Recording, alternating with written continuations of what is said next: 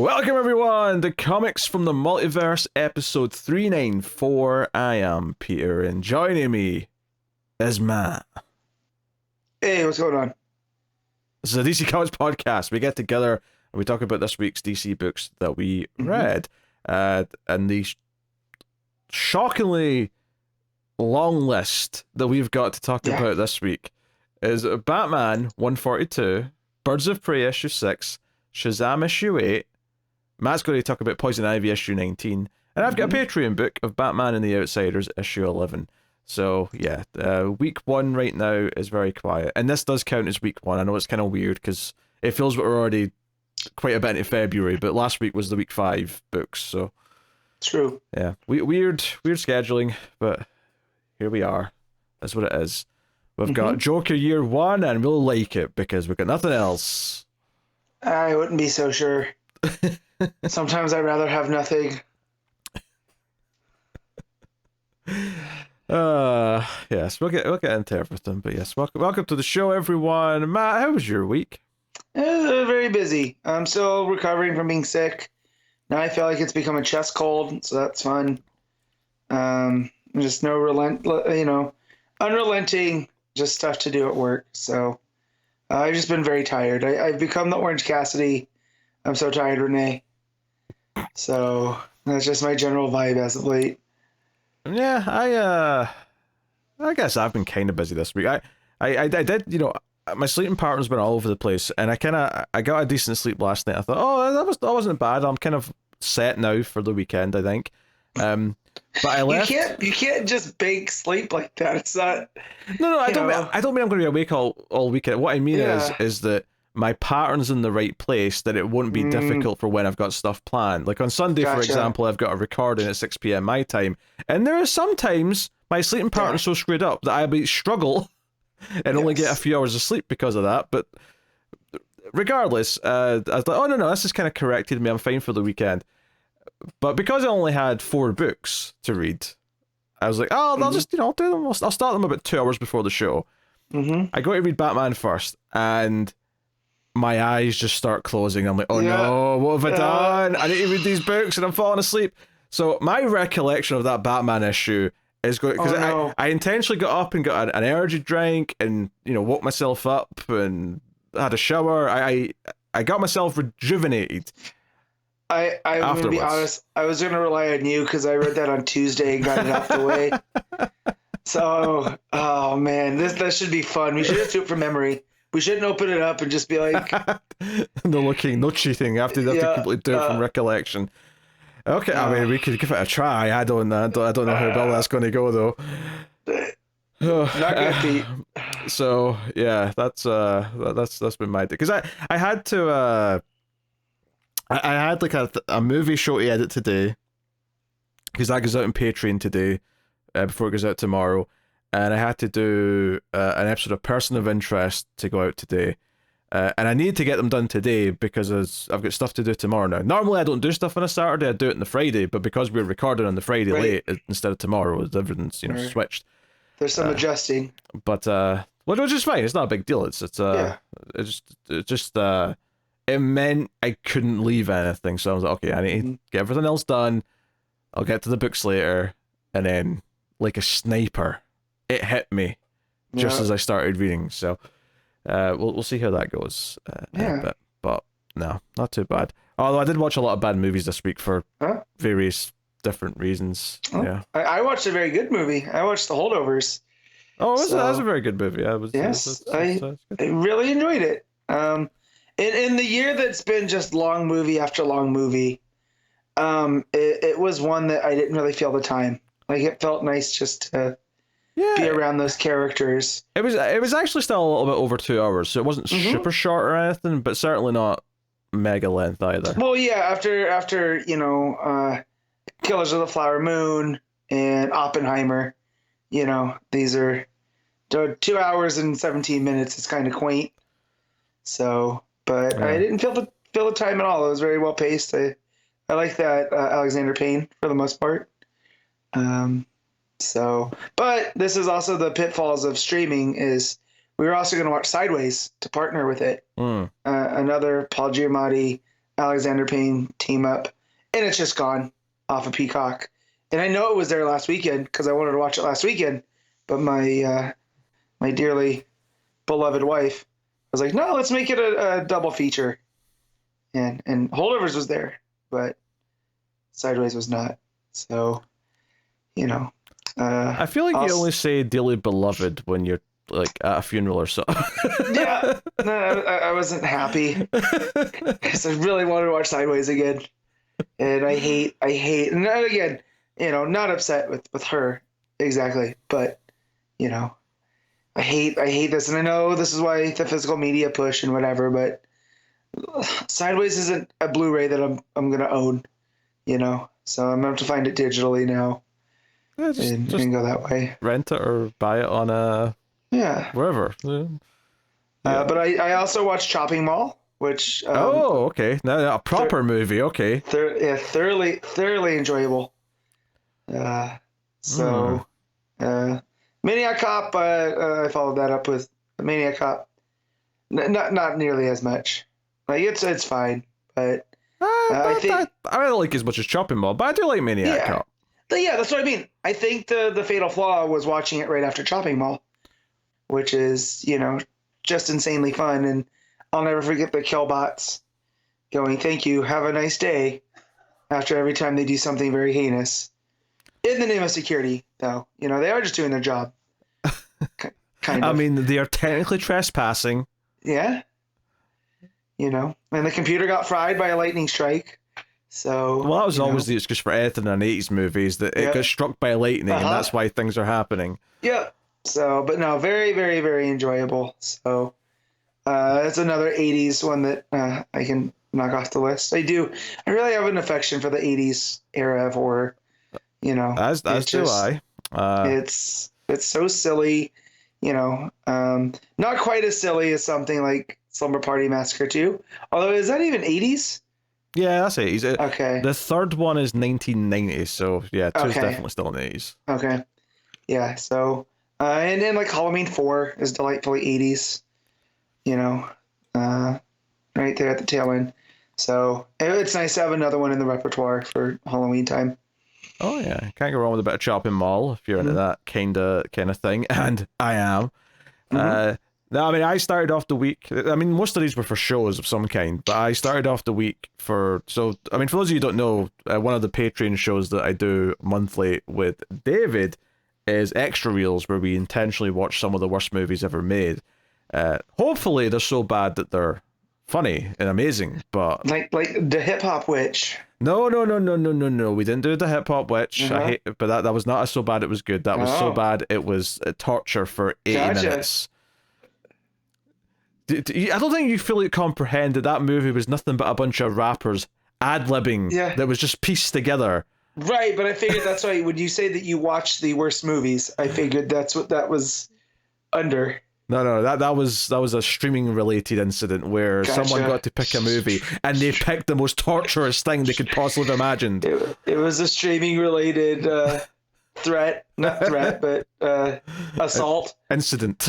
Yes. We'll simply refer to it from this day forth as the incident.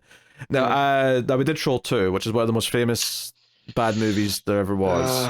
You can't piss on hospitality. I won't allow it. Yeah. But that was almost the highlight, because I watched Ghostbusters 2016 on Wednesday for a show. That movie is it's rough. It's meh. It's the borderline, just like it's there. I think I've pivoted more into just rough now with times. Although, to be fair, watching it only a couple of weeks after the original Ghostbusters did not do it any favors, because the comedy is garbage in it. Yeah. I think it was this wasn't for a show. I just wanted to throw on a random, that sort of dumb 80s movie. I wanted something I'd not seen, and I threw on a Chuck Norris movie called Invasion USA, because the plot sounded insane, and Richard Lynch, B-movie icon Richard Lynch, is the villain, and I thought, I can go with that. And it was the most boring 2 hours. It didn't matter what the plot was. They somehow made it the most dull thing imaginable. It was really quite spectacular just how dull it was. So, unfortunately, that was... Any relation to David Lynch? No, I don't believe so. No. He's definitely a successful actor in the B movie Sphere. I highly recommend his portrayal of effectively Jesus in God Told Me To. Okay. But he's in many things. But yeah, so that was the only sort of proper thing I watched this week technically then was Society of the Snow, which is the Netflix have distributed. I don't think they made it from scratch, but they're the ones that put it out. Mm-hmm. And it's based on the Andes rugby team plane disaster from 1972. So it's a cheery watch. It's a feel-good, lift your spirits kind of movie. Yeah. I don't want to give anything away because people don't know, but yeah. This one has 100% less Ethan Hawke, though, compared to Alive. True. But that's actually more authentic because the characters were supposed to be correct. Argentinian, have I say? I think so. Yeah. They're one of the South American countries because they're going over the Andes, right? Yeah. So when it happens, yeah. Yeah, so they're not meant to be a bunch of white guys speaking English. Right. That's definitely the case. Right. Because the director of that is he did The Impossible. I'm drawing a blank on his name. J.A. Bayona. Yeah, Bayona. That's right. I think he also did Fallen Kingdom, Jurassic World 2. He did. Yeah. So. He also did The Orphanage, which is another Spanish-speaking movie that he did. Yes. Back before those other ones. He's a very weird director. I feel like I'm not super passionate about anything that he's done, and some of what he's done I just don't like. But even the ones that are better, I'm not super passionate about. Yeah. It's I don't know. It's interesting. But that was my week of movie watching. Definitely not a week for the ages, full of heavy hitters. But oh, that's Richard Lynch now. I had to look him up. My computer was lagging. So, as we were talking, I was waiting you recognize him? Yeah, I recognize him. I've seen him in things. So, nothing comes up exactly, but he's one of those guys. Like, you've seen him pop up in a bunch of things. Off the top of my head, he was also in Alligator 2. He was also in Werewolf, which was a Mystery Science Theater 2000 movie. So you've probably not seen that unless you've watched that show. He's been in more. He's been in at least like an episode of Star Trek, Next Generation. He was in, he pops up in TV shows, which is probably more likely where you've seen him rather than the movies that he's been in. But that's exactly where I've seen him pop up on stuff like you said, Star Trek. He was on Murder, She Wrote. I think he was in a couple Murder, She Wrote. So, but he's one of those faces. Yeah. Okay. So, all right. Well, I wish I had more small talk because there was not a lot of books this week. But I feel like this is just going to be a shorter episode, guys. I'm sorry. Yeah. I should have planned an activity, like a fun activity where we, I don't know, I make Matt guess the top 100 DC characters according to X website. And see what it comes up with. That said, I saw that list going around, so, I just pulled that out of my ass. I didn't realize there was a current one doing the rounds. There's someone had put together a list and they had ranked, I don't know what the criteria was, but, of course, who you think near the top is near the top, and, other characters are woefully underrepresented. So okay, so but who was Cold Snap? I didn't see Cold Snap. I don't know if it went down that low. Oh, come on. Yeah. What do you mean, Sub-Zero? Hey, absolute zero. But I did remember Lois was ranked at like number 7, which was pretty cool. That's respectable. Yeah. I don't know how high I would go. I mean, we are coming up to episode 400. I mean, I know we did like a top 10 or whatever back at episode 100, but maybe it is time to maybe do a bigger countdown as a special or something. I don't know. Maybe we'll talk about that since we're about 6 weeks away now. Something like that. Yeah, we're getting there. It should be springtime by the time we're doing that. So. We'll see. We'll see. Anyway, let's get into Matt's favorite part of the show. Yep. The Comixology Top 10, or the less formally known as Comixology Top 10.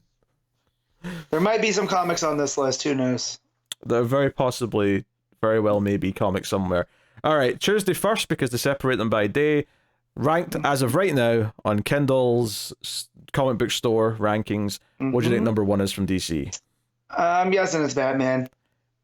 Yeah, it's the most boring possible guess and outcome you could have imagined. Yeah, Batman and Joker. Of course, it's going to be number one. Like, I'm sure this is all digital too, but I know. Yeah, my shop should have had a bunch of them.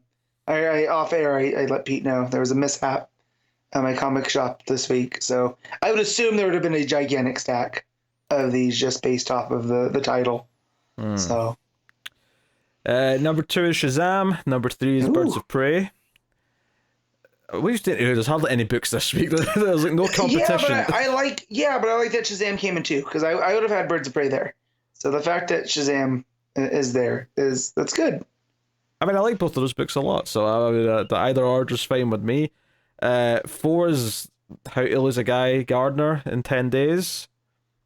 Speaking of characters that won't be on my top 50. Number 5 is Kneel Before Zod. That's definitely benefiting from a week with hardly any books. 6 is Red Hood the Hell issue 0, which I think is just reprints before the new miniseries starts. Number 7 is Superman 78 issue 4. Number 8 is Poison Ivy. Number 9 is Fire and Ice. And number 10 is Suicide Squad Kill Arkham Asylum. So, I mean, yeah, they got to 10 books, but it's definitely not your...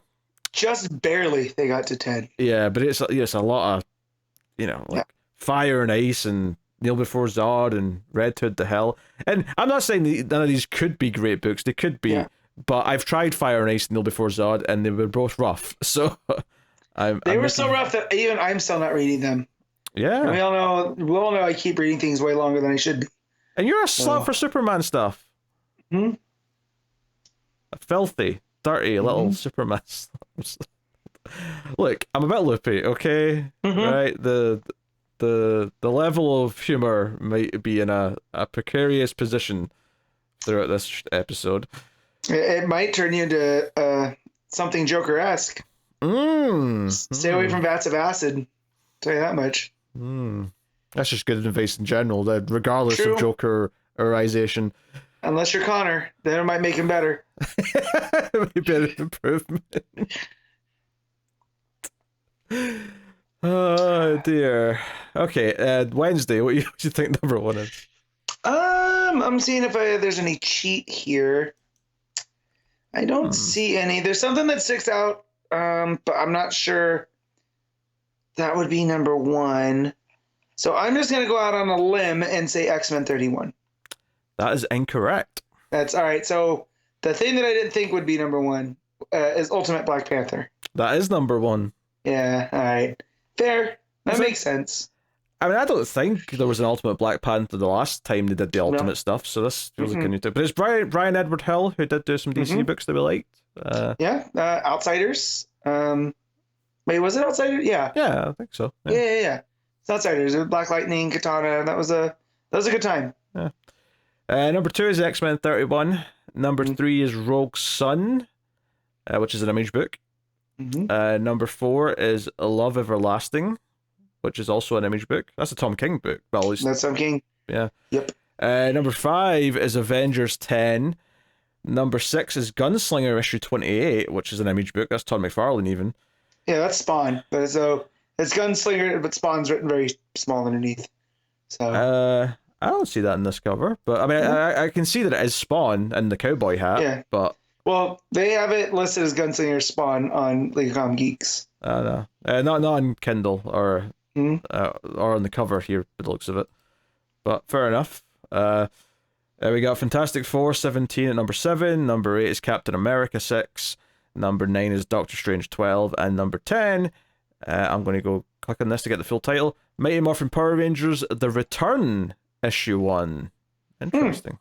Written by Amy Jo Johnson. Hey, Kimberly herself. The Pink Ranger, writing some of the comic books. Much like last week, it's sticking out to me here how much of the top 10 here isn't Marvel. I mean, 1, 2, 3, 4 out of 10 is not Marvel, and that's high, because normally it's like 9 Marvel or 10 Marvel, and you may get the one Image book creeping in. So, worth mentioning. And Power Rangers beat a Star Wars book, and that is always going to please me. Jeez. Star Wars is better than Power Rangers is better than Star Wars. I bet say Freudian slip. Like, I'm not really shitting on the original trilogy here, but I'm saying the extended greater Star Wars. Man, so I'm going deep on League of Comic Geeks to find that Power Ranger book. So I bet it's slowed down because it's a new number 1 from Boom. Yeah. So. But yeah. So there you go. It's slightly more interesting Wednesday compared to Tuesday, at least. Some surprises in there. Very nice. So that's very good. All right, well, there you go. That's that. I guess we talk about Batman.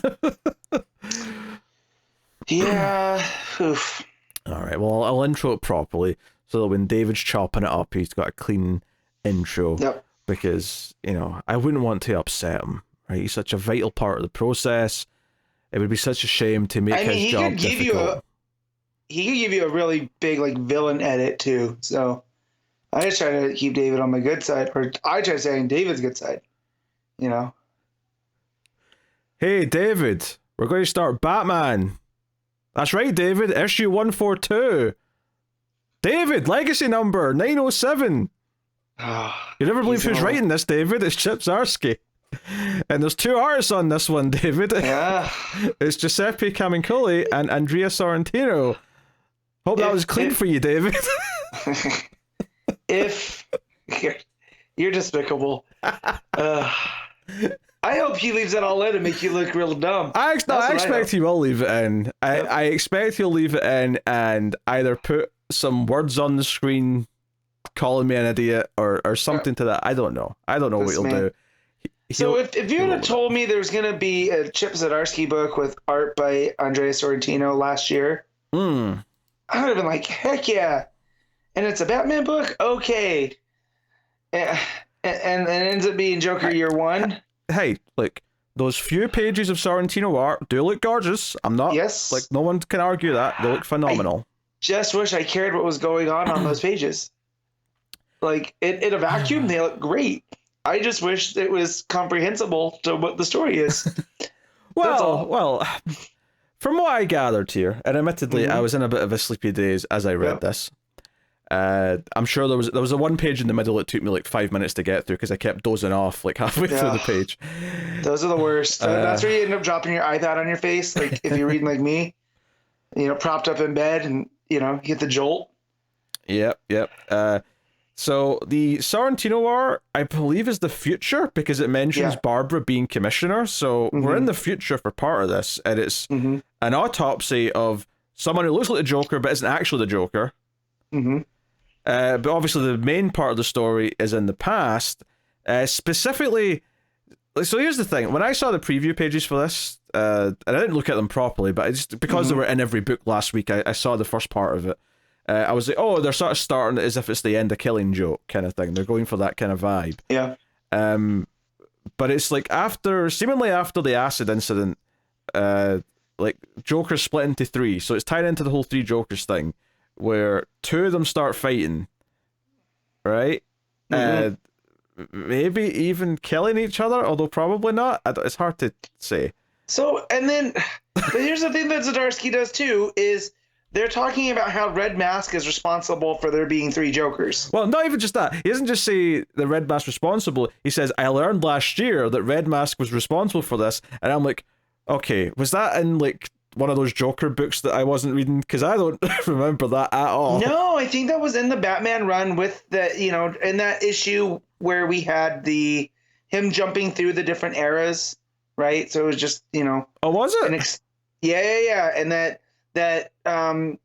Red Mask was going through and effectively Jokerizing all the different realms. Okay, Yeah. Yeah, okay. That's left my brain completely then. Yeah. And the only reason I remember it is because it got brought up here. When he came down, I was like, no. Because at first I thought Black Mask. I was like, wait, when did Black Mask come into this? And then I was like, oh no, Red Mask was that other stupid thing from the sideways parallel, that we went to, where that's why Batman has a robot hand now because of that stuff. Yeah, I've been kind of critical of Zdarsky's voice for Batman throughout this, but the narration on the first page really bothered me, and I guess technically you could give it a bit of leeway and say this is the future, Batman's changed, he's more hardened or whatever, but he literally says that Joker dying is his joy, his dream is for Joker to finally die. Not that he'll kill him, he's not saying he'll murder him, but just that he dreams of Joker dying, and I'm like, I don't know, this feels a bit weird as a monologue for Batman. It wasn't sitting with me quite right. Yeah, because you would think that Bruce wants Joker to be healed. Because he just doesn't want Joker to be killing people and to be his problem anymore, right? So I don't think that Bruce would be okay with him like actually dying. That's one of the things that I liked in the Return of the Joker, the Batman Beyond, is how much Joker's death affected Bruce.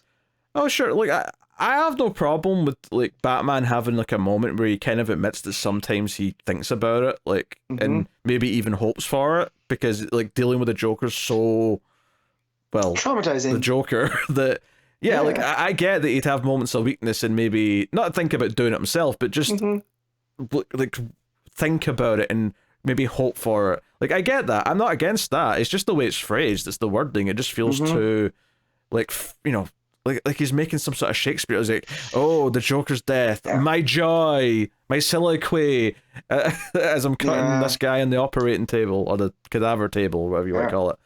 So, yeah, like, but the thing is it does the whole three Jokers thing, but then it just kind of focuses on one Joker, I think, for the rest of the issue, unless I missed something, but I think it was just focusing on the one Joker. And it basically kind of plays as if Killing Joke backstory is what this Joker's backstory is. Although I didn't hate this little bit here, actually, where he goes to the woman that he's supposed to be with and says, it's me, and I'll be fine, I promise, I love you, I'll come back for you, I'm going to fix it, wait for me, Sally, and he runs off, but then, like, her husband, presumably, comes out the house and is like, who is that? And she's like, I don't know. So, I do kind of like the idea that the backstory in Killing Joke wasn't real, and it's just Joker like thinks that's his backstory. I kind of like that implication. That's not bad, because he is also like not right in the head, so we can't. That's what always makes Joker an unreliable narrator, and keeps him such a wild card. Because he's also supposed to be the leader of the Red Hood gang too, right? So he's whatever the acid did to him, it also really messed him up here. Yeah, I think. I'm not so fond of even just the concept of doing... Well, not even the concept of doing this story, but the concept of doing this where Joker here, it skips 6 months later and he's putting on, like, makeup to look like he's got normal skin, right? And like Jack Nicholson did in the Burton Batman. Yeah, and I don't mind him doing that for whatever reason, but... to sort of like tie it into this origin where he's like not really full on Joker yet, I feel like by the time all that stuff happens, I feel like Joker's kind of like an early Batman villain, and it feels like there's just too much time building up to him. But maybe that's just my, I don't know, my preference. Because I feel like him trying to hide, who he is, and he hasn't embraced the Joker yet. So far after the acid, I don't know. Just the timeline seems off, because to me, as soon as he comes out of that acid, right, he is now the Joker. Yeah, I think one of my big things is that this whole story feels kind of retconny to fit it in, and part of that is that it directly says and references that it takes place right after 0 Year, and like I didn't like 0 Year either. For me, that was where Scott Snyder's run nosedived, and I did not like the retconning end of him having this big grand saga with Riddler before, like, Joker should be his first super villain, like after the crime bosses and the mobsters, the first real super villain he should have is Joker. And I don't like that Riddler came first, and it kind of felt like when I remember reading Year Zero and just feeling like, okay, you're not doing Year One, but you're kind of like dancing around it, and you're sort of over kind of complicating and convoluting it. And I wasn't a fan of that. I don't like the idea. Like, I'm fine with Riddler popping up because he's not quite Riddler yet, right? He's this a different kind, or a different version of Riddler. But it's the whole idea that he shuts down the city, and Batman is doing Batman things before Year One, and right, because that's the timeline of it, right? It went 0 year and then Year One. I mean, I don't remember, but given that it's called 0 year, I expect it's intended to be before most of Year One.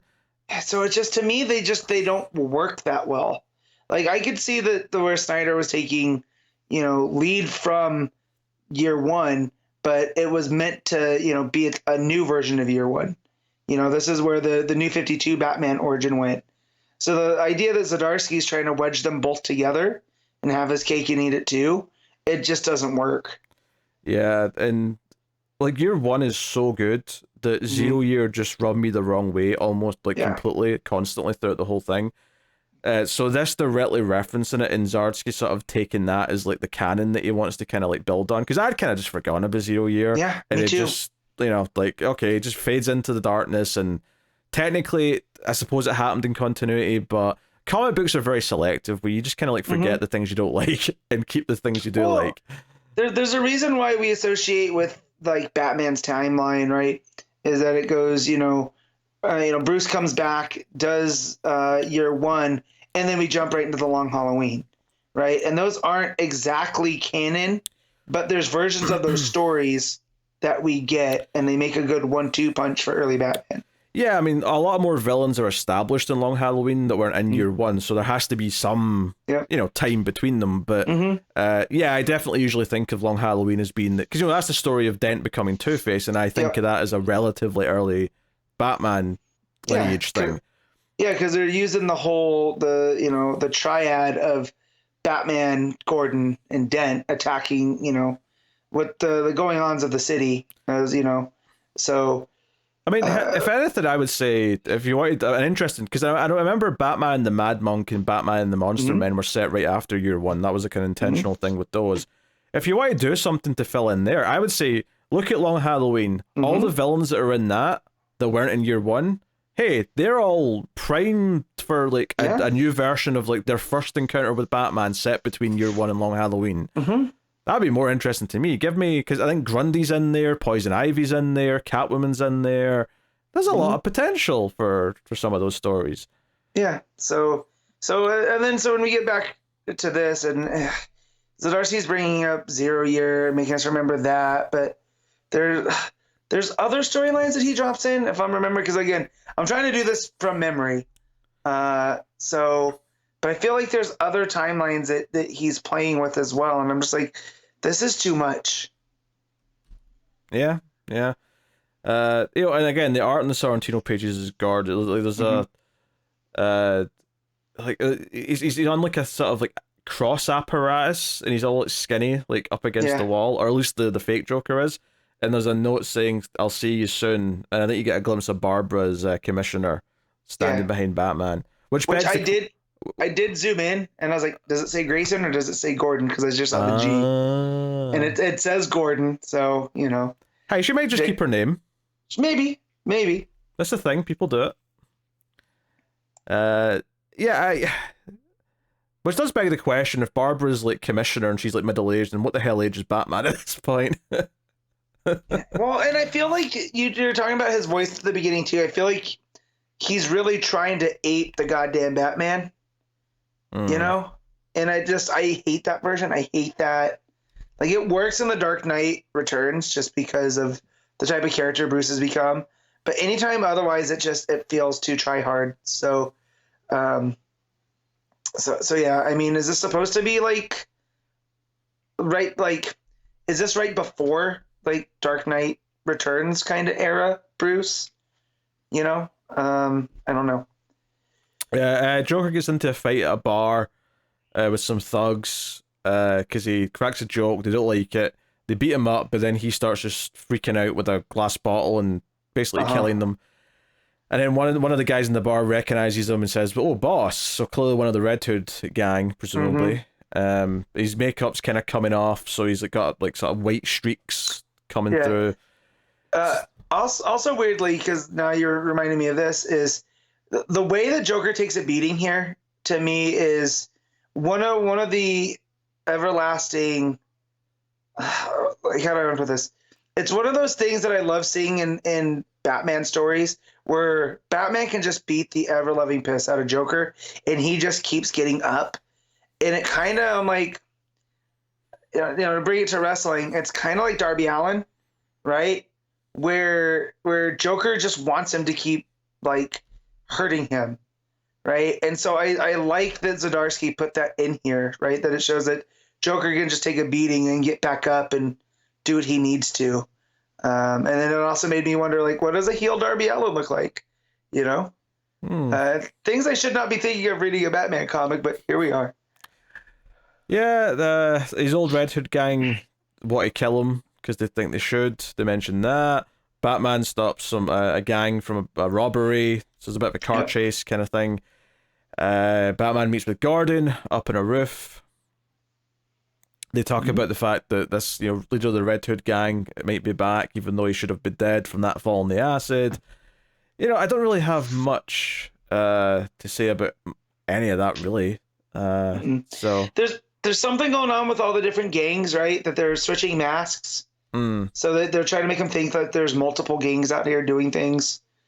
Which again, I feel like Zdarsky's focused on one thing. You're trying to be too clever. Yeah, I think perhaps the more interesting thing here, overall, is that Joker has narration, but it's kind of like the real person that he was before is narrating from inside the Joker. So it's like he's recognizing, it's like he's watching himself go insane, and he's saying things like, "Oh, please no," and things like that. It feels like he's narrating as a third party, and it's a little bit weird. Like, I kind of like. On the one hand, I artistically get the point of it, and I'm like, I can kind of see the merit in writing a character who's insane like that, and sort of showing this weird perspective of the sane person that he was watching it happen. That's kind of interesting. I don't know if I want to sympathize with the person that the Joker was before he became Joker, though. So I'm a little mixed on that. I appreciate the big swing. It's a big swing, and I. Well, I just like, and again, not to keep comparing this to other things, but like that King and Garrett story that we just got, right? And like Joker's just kind of a force of nature there. He's almost not human, and just the way that they present him. So for Zdarsky to go here and to remind us that there is a human under there, it's kind of weird, because I just think that also the idea of giving us like a definitive Joker origin, even though this is, year one or whatever, and it's not quite definitive. I don't ever like that. I like keeping the Joker into some kind of mystery. Yeah, I think. Yeah, I guess the idea is that by the end of the main part of the story, as in the year one timeline, is that narration voice is going to die or go away. Right. Like eventually that's going to completely fade and it'll just be Joker that's left. But again, I don't know if I necessarily like the idea of even telling an origin story like that from that perspective. Right. So I don't remember this character, but I'm assuming this character was in the night. This guy that says he trained Batman. Yeah. Yep. He's was the memory guy that wanted to, well, not so necessarily memory. He was the one that Bruce went to learn how to train his brain. Yeah. And he offers to train Joker to harness his mind and to never fear again, and says that his credentials is that he trained Batman. And it's worth mentioning that before this, Joker saw Batman sort of gliding over like the sky and kind of like looked at him in awe, and so he's having mixed feelings about who Batman is, because right now Batman's the guy who's kind of responsible for him falling into the vat of acid. And we all know that once he's full on Joker, it's going to be more of a, like, the idea is he's going to be more enamored with him. He's going to kind of be in love with him almost. Because here it's almost like he's cowering, like, when a bird's swooping on you and you kind of go like this. It's not quite fear, but it is hesitancy. Yeah. So, for him to go from that place to like embracing Batman. That also there's ideas. This is what drives me nuts with Zdarsky. There's ideas here that I can get behind. The execution is always where it fails. Yeah. Also, I forgot this. The inner voice may already be dead, because after he sees Batman, there's a scene here where Joker, it's like he's strangling the human version of himself in the river. So he might actually have already killed the inner voice there, because it doesn't appear after that point. But at the same time, I wouldn't be surprised if it comes back. But that does seem like a pretty definitive moment, so fair enough. Yeah. So that's the end of the year one part, but there's still another bit in the future. Again, gorgeous Sorrentino art. Cannot fault it enough. This demented looking Joker fellow in this art towards the end is absolutely horrifying in the best possible way. But basically, Batman's looking for stuff in the sewers. He mentions that somewhere in the city Duke's infected, so Duke's mentioned here. Which, if you remember Duke's origin, his parents got Jokerized. So there's a tie there too. But plus, it's also a tie to 0 year, right? Because that's right. That's where it happened, right? I don't know if either it happened in 0 year, or if it didn't. It made me it felt connected to me because it was Snyder's. Snyder did introduce Duke as well, for sure. And then the final page is Batman comes up into the city, and it is filled with people who have been Jokerized, which is a really terrific image. Although after the end of that last issue of Action Comics, I laughed a little bit because it's basically the same ending as that issue, where everyone's a Bizarro. In Gotham, everyone's a Joker. Yeah, well, and they call it the Joker virus too, so I'm hoping that's not what this is. I'm hoping we don't have a thing that's spreading, because Joker toxin's one thing, but a Joker virus is, I don't like that. I mean, it looks like a Joker zombie apocalypse, this image. Yeah. So I think virus is what they're going for here. Yeah. Ugh. So, yeah, the madness is spread. On its own, I don't necessarily hate the idea as like a sort of possible dark future where Joker's evil just spreads to everyone and it's like a zombie movie, but they're all Jokers. I can actually kind of see the horror movie, especially with this art, with this Sorrentino art, I can totally see that. It's just that I was just making fun of Action for doing that everyone becomes a Bizarro. Just a few months we had everyone becomes a parasite. And it's just really funny to me that this has been such a trend recently. But yeah, I mean, overall, the entire concept of doing this story feels ill-advised. I don't necessarily want to delve into the Joker's origin that much. Even though some of the storytelling techniques that are used here are perfectly solid. Like I say, I like in a vacuum removed from the Joker, I kind of like the inner monologue that's not the person in control, it's the sanity version that's fading away. That's somewhat interesting, but like if it gets quieter, like the bubbles get smaller as the story goes, that could be, that's a nice piece of the story. Yeah, but like a lot of Zdarsky's run, it's left me feeling very kind of lukewarm and like mixed on a lot of the choices that have been made. Connecting it to 0 Year, which is a story I did not enjoy, is not filling me with any great. I mean, is the idea here that all this Joker stuff is taking place during Batman Year One now? That's what it feels like. I mean, he's wearing the 0 Year costume though, with the purple gloves, and that's based off of Detective 27. So he's not quite the Year One suit yet. So yeah, but that's the other thing though. It doesn't line up with Year One at all anyway, because Gordon and Batman hadn't interacted in the start of Year One. So true. Whereas here they've already interacted. So it doesn't work. So if someone wants to explain to me the convoluted timeline of how 0 Year and Year One intersect or work together, by all means, give me a whirl. But I'm willing to bet that by the end of this, Zdarsky's going to use the whole red mask, Jokerizing type thing to try to do both. Bleh. Yeah. Man, I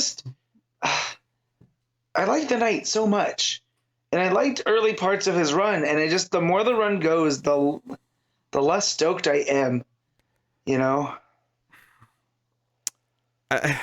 I think it just simply comes down to I don't like his interpretation of these characters, particularly Batman, but even Joker as well here. You know, of all the things to take from recent years is to take the 3 Joker idea and run with that. Maybe editorial wanted someone to do something with it because they felt it was left dangling because, you know, nothing ever really came of it. So maybe they're like, hey, Zdarsky, do you want to tackle the fact that there's 3 Jokers? And maybe that's why he's doing it. But regardless, it's something that I'd rather they just forgot about, to be honest. Yeah. So. Yeah. At least he's taking big swings, though. You know, like at least... I feel like we'll remember this run. I don't feel like it's going to get forgotten about, you know? Yeah, I suppose that's true. All right. I mean, we've mentioned a lot about the Sorrentino art and how moody and how atmospheric it is because of all the dark shadows. But any thoughts on the other art in the book here? Camuncoli, it's fine. I think it fits that kind of early vibe. Because it's not quite like the DC house style, and it's not as stylistic as some of the other art that we've gotten throughout. And you know, we've seen Camuncoli before in other, I want to say in other Bat books. So you know, everything looks kind of Gotham looks as it should. You know, that scene where Joker takes a beating in the bar, I felt that the art was really effective there in the breakdowns. And then him looking at himself in the reflection too. I thought that looked really well drawn and paced. So, yeah. Yeah, the art's solid enough, but obviously it kind of pales when you compare it to the Sorrentino stuff. Yeah. Just as it is, but it does effectively give that future a very different vibe, which is nice. Kind of wakes you up. Yeah, I want to like Zdarsky's run. I really do, but I'm at the point now where he's just consistently proven that it's not really working for me, and then just the concept of doing Joker year 1 just like, you know, it was an uphill battle for this book to win me over, right? I wanted to be won over, but it was an uphill battle, and I'm left as, you know, mixed as I expected to be ultimately. So, what are you rating Batman, Matt? It's a 5. Perfectly in the middle.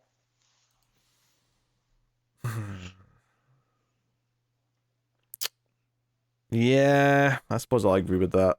Like, I can't feel like I can't go lower despite the story being a mess, you know, because I almost feel like that's going to be the point, you know, because it's the Joker. At least that's what I'm hoping. I could, at the end of these 3 weeks, I could be like, nope, it's just a mess. There's no point to it, but you know, that might, looking back, would affect it. I'd probably drop the score a little bit, but yeah. Yeah. No, I mean, I think 5 makes sense to me. It feels maybe a little harsh in some ways, but not harsh enough in others. So yeah, that's why I said it's right in the middle. Yeah, I'll go with that. All right, Birds of Prey, issue 6, Legacy 204, by my count anyway. Kelly Thompson writing with Leonardo Romero back on the art, which is very nice to see. It's the end of the first arc here. The first half of the book is very much kind of dealing with this threat. Was it Megara? Yep. Yep. And it kind of boils down to this MacGuffin that Meridian, aka Maps, gave to the birds. And they grab Dinah, and Dinah's like, what the hell are you doing? Because they're like, why are you killing Sin? Because she's now, like, you know, bonded with Meridian. Megara, yeah. Sorry. Meridian and Megara. It's really annoying that those two words are so similar, because even as I was reading this, I was swapping them in my head. Gotcha. Anyway, so they're like, hey, we've got this magical urn, right? We're going to open it. It's going to suck in... Meg. Just call her Meg. Meg? Yeah. Megara? Yeah, okay. Yeah. We're going to suck in Megara, and like, we don't really know what it'll do to Sin because she's bonded with her, but it's maybe it'll weaken her enough that Sin can kind of push her away, so it's the best choice we really have. So we get a lot of big fancy art here from Romero with all the beams of light coming out of the yarn and the swirling vines of Megara kind of swooshing into it. And there's a really nice moment actually where you know, there's a big 2-page spread where you see them all holding it, but one of the fun moments is Dinah jumps in. That's not Dinah, sorry. Diana, Wonder Woman jumps in to help her hold the urn because it's becoming too strong. She jumps in to help Barda grab hold of it. And it's basically like, hey, because Megara's been sucked into this urn, her influence and control over all the Amazons is all fallen down. So they're all coming back too. So Diana jumps in to help out, which is a really nice moment because it's her and Barda, and it feels like, two... It's a massive team up, right? It's two badasses. Yeah, it's two big badasses teaming up. So, good fist pump moment. Big 2-page layout with all the vines sort of separating it and all the characters kind of trying to hold on to the urn and whatnot. But the result is that as they're being sucked in, and Megara's like, hey, if I go in there, you go in there with me, you're going to be trapped until someone lets us out, like Rita Repulsa. That was the first thing I thought of. So... After 10,000 years, I'm free. So Sin and Megara actually make a deal where, because Sin's got the lasso, right, and she's got it wrapped around Megara, whatever she says is honest. So they make a deal that Sin will remain in control and Megara just gets to be in there too. So they've kind of set up a... Who compare us to? I want to say Raven, but maybe not quite Raven, but certainly... Yeah. This idea of that it's Sin, but she's got this sort of demonic force in her that she can sort of call upon as an ally. That is, and that's all Megara wanted too, right? Was to be free of the Themyscira, right? She just went about it kind of the wrong way. I mean, I'm sure she wanted to be in control initially, but she's realizing that her choices are a bit more limited now. yeah. But so at the end of the day, like, she does make this deal because it suits her as well. Yeah, and I like that it comes down for, as much as I love the action and stuff in this, I like that it comes down to a conversation. Oh yeah, for sure. I like that a lot too. And everyone's all hugs at the end.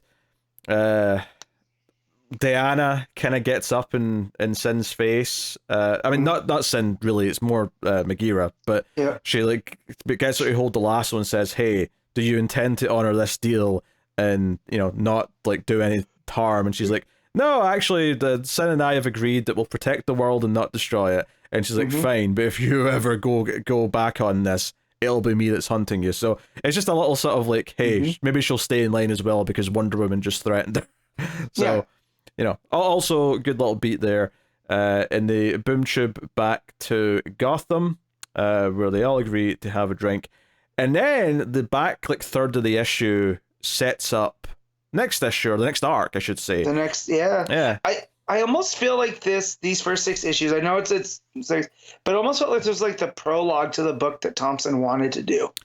Yeah, I will say what it sets up here is super exciting because basically, Batgirl shows up and is like, I came to see Sin, I'm happy she's back, but I'm a little miffed. Why wasn't I asked to come and help on this?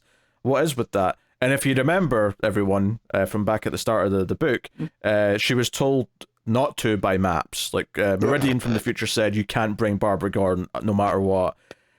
And we didn't know why yet, right? So and Dinah always, we saw her struggling with this, and it seemed like she was just struggling because that's her friend, that's her teammate, and she felt like she was going behind her back. But there's something much deeper that gets revealed. Yeah. Well, as far as Dinah was aware, that's all it was. Dinah didn't know why. She only knew that she was told not to. But once Babs leaves the scene, Dinah's like, "Okay, come out now. You've got explaining to do." So Maps, jumps out. She was listening to the conversation, and she's like, "All right, you need to tell me why I couldn't take Babs on that mission." And she reveals that this wasn't the first time they tried this mission. She's been time traveling over and over again, and this was actually the 11th or 12th attempt to save Sin. And the reason why they couldn't take Babs is because Babs died every single time they did this. And every attempt, Babs went with them, and Babs always died. Sometimes others died too. And Sin as well. And Sin too, yeah. So the mission always failed, but Babs always died as well. And sometimes some of the others died.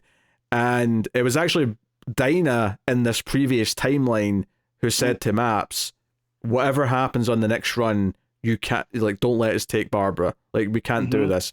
And then it becomes even more interesting because Maps and her talk about how this wasn't just like a coincidence, like Destiny kept killing Barbara. No. Someone from the future is trying to kill a Barbara Gordon in the present. And that's what the plot is for the next arc.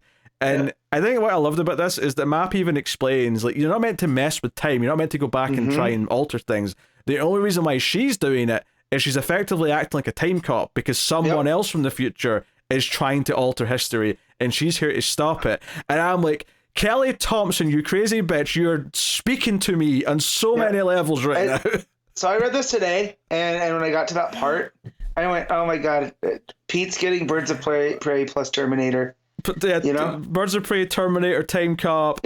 And here's the thing, like, I have enjoyed this first arc. It was a great little intro. It was nice having the team bounce off of each other. But, Sin, like, I appreciate that I care about her because Dinah cares about her, right? Right. But I care about Barbara Gordon. Babs is a whole different thing. If she's the one in trouble, all of a sudden the stakes feel way higher for this next arc. Yeah. So there's that great page where Dinah, like, uses this device that Maps gives her, and it shows her basically all the images of Babs dying around the page. Really good stuff, and really sets up these stakes for what's coming next. And so I also love, because one of the big things that when this book got announced and Barbara wasn't in it, people kept going at Kelly Thompson. And Kelly was like, would you guys just please read the first arc? Please. And, I was always fine because I trust Kelly Thompson. And, is it Birds of Prey without Oracle or Barbara Gordon? That's a question that gets asked. And so here, to bake this in, that there's someone from the future trying to kill Barbara Gordon. And now it ties her back into Birds of Prey, even if she's not in the book, right? At least this next arc is very central to her, Yeah, no, I mean, this instantly makes her like the central figure that everything's revolving around, and the stakes that people are trying to, save. So I suspect she will be in the next arc somewhat, even if she's not on the team actively investigating the thing. I also think that, it really sells it. Like, I think that, Thompson and co know that the audience care about Barbara. Yep. So the moment after Maps gives this speech, which she even points out, I've given this speech a bunch of times because every time I go back in time again, I have to explain this to you. Dinah is sitting there, just says, no one's killing Barbara Gordon on RF and watch. Like the censor, obviously, because it's a DC comic, but it's a really good moment. And I think, just to top all this off, the little icing on the cake, the chef's kiss of the whole thing, is the final page when Maps leaves, Cassandra Cain walks out, and it's like, just like before, it's like, oh, you were listening to everything, like, yeah. And interestingly, Dinah refers to Batman as her father. At least I assume she meant Batman when she said you were your daughter's father. Well, I mean, Cain is her dad, right? And he's kind of an assassin type too.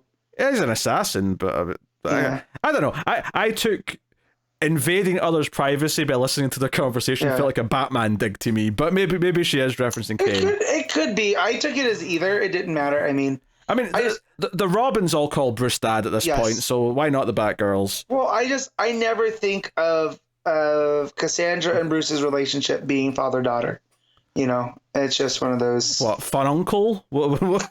No, I just feel like it's teacher-student type deal. Okay. Yeah, but I mean, it still works here because it is, Dinah. I forget, because Cassandra says, I didn't mean to spy. And Dinah's just like, yeah, but you're your father's daughter. You can't help it. I mean, that totally works for Batman as well. You can't tell me it doesn't.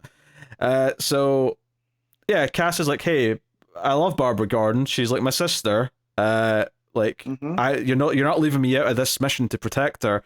And so it sets up the two continuing members into the next arc is going to be Dinah and Cass, and they're going to find new team members to save Barbara. So, well, it's been fun with everyone else. Honestly, if I was to pick two characters from this original team to keep, it would be Dinah and Cass. So, and we still get a Batgirl and a Canary, right? For sure, yeah. So beautiful. That's there. But yeah, I will miss Barda and Cassandra because that her calling her Little Bat was a lot of fun. Oh sure, I wonder who'll be on the team. I mean, I think the obvious one to guess would be Steph, because she's the other Batgirl and obviously cares about Babs. But I do wonder if they don't want to just have another Batgirl. I could see the logic by not doing that as well. Yeah. I'm wondering if Dinah will go to, like a Titans character, like obviously not Dick, but maybe someone that she's been interacting with in the Donna, or in that run. Yeah. Starfire did a heavy hitter, I suppose, yeah. Yeah, So just the idea of a rotating cast throughout this book too, which means like in a let's say this goes another couple arcs, because nothing's ever certain anymore with comics, right? And we can get Barda returning, constantly working that. I mean, this is not a great metric to go on by any means, but it has been doing well on the rankings on Comixology, if nothing else. But is that enough to keep it going for a long ongoing? I mean, I hope so, but I mean, obviously, so many books only get to about 18 issues these days before they call it. But no, I like this a lot. Like, I enjoyed the ending to the first arc, but it does kind of feel like, the first arc was a fun kind of like get the team together, get used to the banter between the characters. But yeah, this second arc that they've set up here is like so my jam. It's my jam because of the concept, but it's also more exciting because the person they're trying to protect and save is someone that we actually all really give a shit about. Like, I'm sure there's some Sin fans out there. I'm sure you exist, but let's face it, there's a lot more Barbara Gordon fans. Doesn't move the needle, if you will. The first half of this, I was like, okay, this is fine. This is a competent way to end it. But once we got to this like little epilogue with Meridian / Maps and all that stuff revealed, it really kicked it back in. Yeah. And I'm fully... Not that I wasn't invested, but I'm even more invested now because, like you said, I care about Barbara Gordon. To be fair, I did love, Wonder Woman coming in to help Barda. I love the deal that Sin makes with Meridian, because it feels like that's setting up an interesting new status quo where whenever Sin shows up again, it's like, hey, she's got this like demonic force also in her, helping her as like a sort of buddy almost. Yeah, that's an interesting thing to set up and gives Sin kind of a gimmick for herself. Yeah, you said kind of like you said kind of like Raven, but it's actually kind of closer to like Venom, right? Oh yeah, okay, but Venom's not a bad comparison. Yeah, I just had a thought because of that reveal when she goes to talk to Diana and she kind of has the Megara vines coming off of her, almost creating like a costume. And I was like, it's kind of Venom-esque. Okay, I can see the Venom, especially the interpretations where it's like the movie and it's more of a friendly kind of thing. The Lethal Protector era of Venom. So really, really liked everything that's set up and enjoyed a good bit of the first half as well. But this new arc does sound fantastic. So, I mean, as far as the art, of course, Romero, we've praised a lot on the issues that he's done. Yep. Obviously, it's very consistent with that. I think, I enjoy the creativity of all the stuff with Madeira. Sometimes I get a little bit tired of just lots and lots of wavy stuff, though. So, there was always a risk of that. There wasn't too much of it in this issue, but just in general, it's kind of something that I'm wary of. But, what Romero does that's smart, too, is you can follow the action, like, even with the waviness, and you never get lost on the page. You're never... You know exactly what you're looking at and what order to read. So that's also the letterer and stuff, too. But his compositions, like, I'm looking at the double page where they put Megara into the urn. Yeah. And like, this is a very busy page, but I know exactly what's going on in the story. Yeah. Just from a glance. It's creating the feeling of like everything's like happening. Like chaos is like everything's whooshing into the urn. So the page is designed to give you this sense of all this motion and all this craziness. And it works. But in a weird way, the more somber, quiet stuff on the rooftop in the last like 5 or 6 pages, I ended up liking even more because it was a bit more just like we have to just like sell the emotion and the impact of what Dinah's hearing about Babs. Yeah. And I think the sort of spotlight effect that's created from like the hologram stuff that she's been showing, there's like almost like a spotlight on them.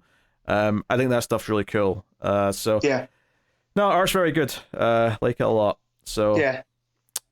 All right, Matt. What are you giving Birds of Prey issue 6? I'm gonna give this a I'll go with 8.5.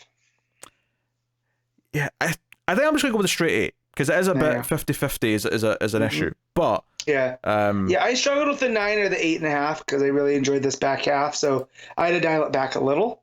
So I get it. Yeah, I mean it's very good though. Like it's definitely one of the books I look forward to the most right now. And another book I look forward to every month right now, Shazam issue 8, Mark Waid writing with Goran Sudžuka on the art. Close enough. Sometimes you just got to say it as quickly as possible and no one will question a thing. As my father-in-law always says, close enough for government work. Close enough and quick enough. And with confidence. I think as long as you sound confident, no one will question it. That's the American way. So at the end of the last issue, Shazam and Black Adam fought through the house and completely destroyed it, which is particularly upsetting because the foster parents were going to sell this house to help fund a much bigger, nicer house, and now they literally have no house because of this fight. So that's where we start off, and Billy's pissed about it. Shazam tells Black Adam, like, what, this is my family's home. They were homeless, you dick. And Black Adam seems almost a little bit sorry about, like, he doesn't say it. There's just a little look in his face, and he's like, wait, this shack was your house? Your domicile? Yes. And then just the art here too, the side eye where Black Adam looks and then comes back on the page and tells him that his taste and of his concern. A+ storytelling. Yeah, it's basically, you can tell Black Adam feels a little bad, but he doesn't want to admit it, so he just flies off. He makes a reason to be angry and flies off. Yep. And then the dinosaurs are very upset because they want justice for what Black Adam has threatened them with. No one cares about your paperwork right now. Honestly, sad dinosaur. The shock on that dinosaur's face as Billy yells, "No one cares about your stupid paperwork," is priceless. Not just shock too. He's got like a sad face going. Like he's like hurt that Billy would say this.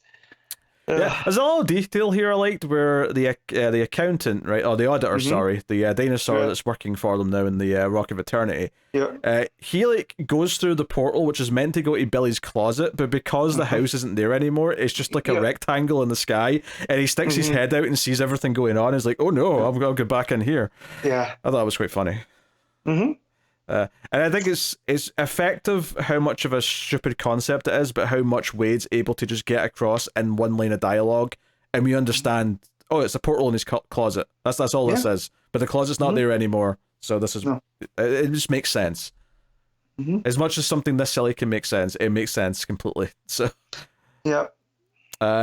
So the auditor basically is like, "Hey, I can just go. Like, this is not,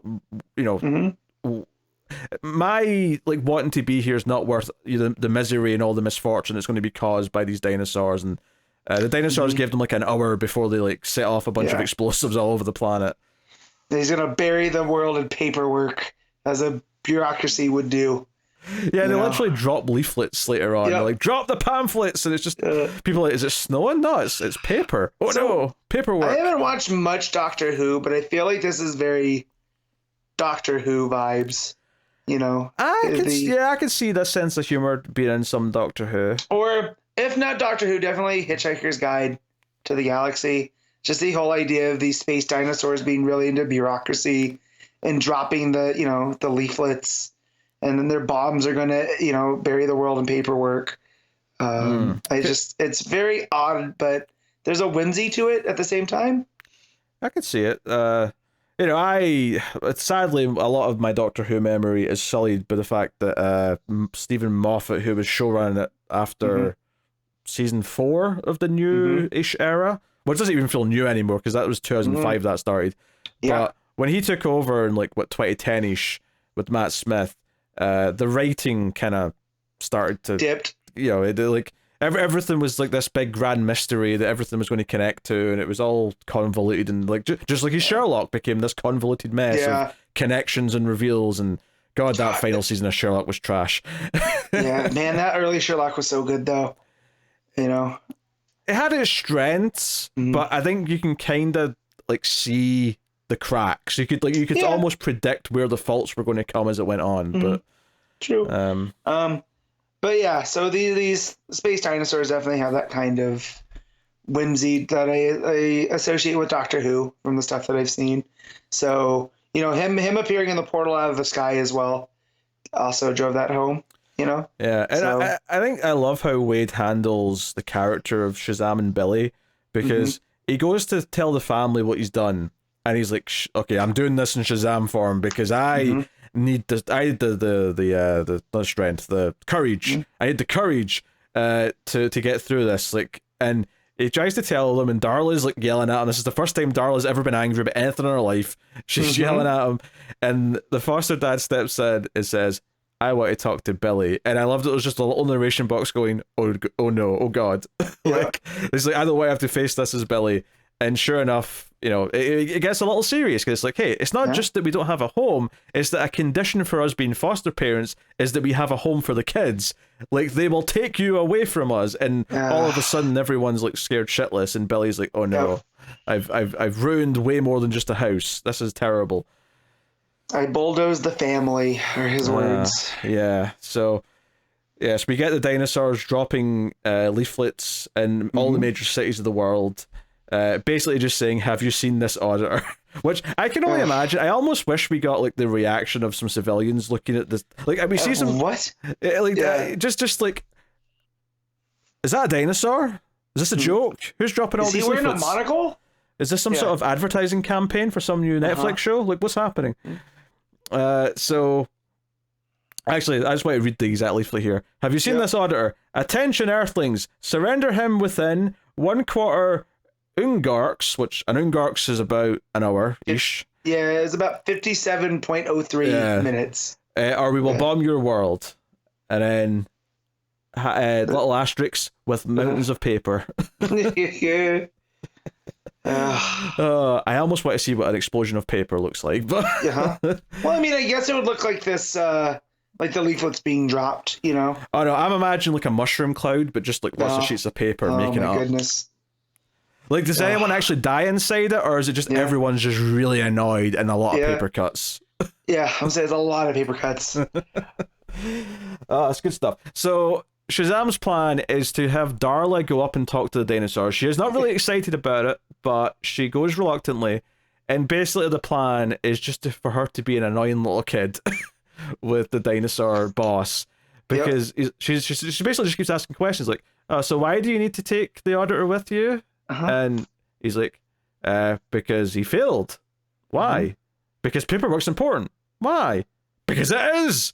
Why? Because there's regulations. And she just keeps, and to the point where Billy leaves the scene to go and talk to Zeus for a bit. And the smile on his face down there on the bottom is so funny.